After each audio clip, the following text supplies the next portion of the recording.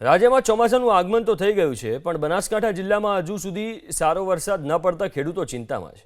સિંચાઈના પાણીની કોઈ વૈકલ્પિક વ્યવસ્થા પણ નથી, જેને કારણે ખેડૂતો મૂંઝવણમાં મુકાયા છે.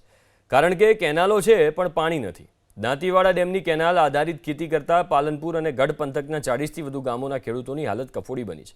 જો આગામી દિવસોમાં વરસાદ નહીં આવે અથવા તો કેનાલમાં પાણી નહીં છોડાય તો મોંઘા ભાવના બિયારણો અને ખાતર લાવીને બેઠેલા ખેડૂતોને આખી સિઝન નિષ્ફળ જવાનો ડર સતાવી રહ્યો છે.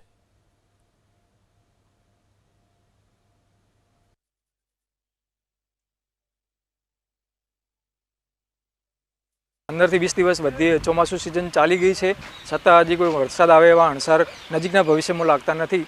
આ પરિસ્થિતિને જોતા ખેડૂતો માટે તાત્કાલિક પાણીની સગવડ થાય તો જ ખેતી અને ખેડૂત બચી શકે તેમ છે.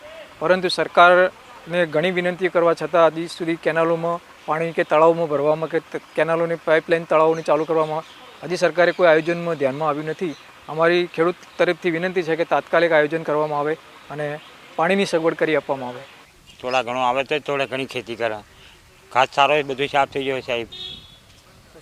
પશુઓને પીવડાવવાનું પશુને કાઢું છે, સાર નાખવાનું કાઢું છે. માગણી કોઈ થોડા ઘણું કેનાલમાં પાણી આલે, કોઈ તળાવમાં આલે તો કોઈક ઢોર પાવા થાય, થોડો ઘાસ સારો વાવવા થાય સાહેબ.